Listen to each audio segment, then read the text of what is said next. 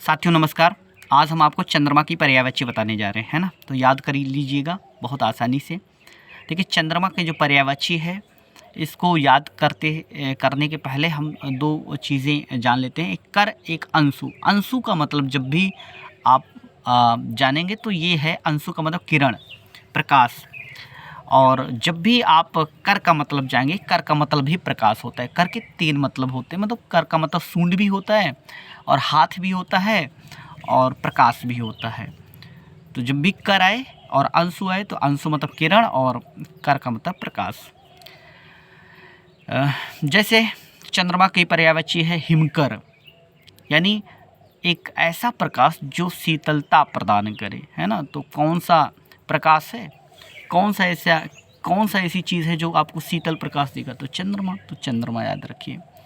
हिमकर हो गया, शशांक हो गया। शशांक कैसे याद रखो? देखिए अंक जब भी आए तो अंक का मतलब धब्बा होता है, अंक मतलब संख्या होती है।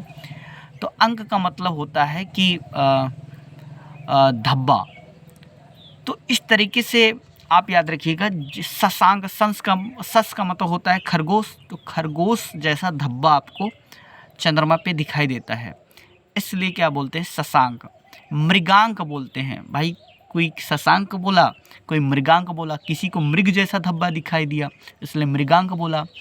किसी ने अंक को लांछन बोल दिया। देखो लांछन मतलब भी धब्बा होता है और अंक का मतलब भी धब्बा। कहते हैं मेरे ऊपर कोई धब्बा नहीं, इसका मतलब मेरे ऊपर लांछन मत लगाइए, है ना। ये मतलब ऐसे बोलते हैं।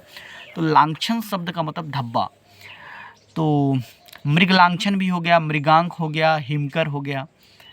आपने देखा तारकेश्वर, एकापति चंद्रमा का पर्यायवाची है। महताब, इंदु।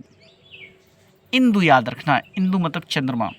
हम बचपन में पढ़े थे इंदु मतलब चंद्रमा। अमृत निधान, निशानाथ, निशापति, निशाकर।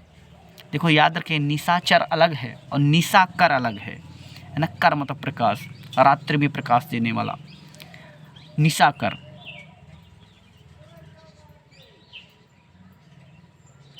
तो ये इम्पोर्टेंट हैं चंद्रमा की पर्यायवाची। आपने देखा है विधु, आपने देखा होगा कलानाथ, कलानिधि, कलाधर, कलानाथ, कलानिधि, कलाधर। ये भी चंद्रमा की पर्यायवाची हैं। आप कैसे याद रखोगे? देखिए कला जो होता है, आपने फिजिक्स में पढ़ा होगा, फेज होता है इसका मतलब, फेज।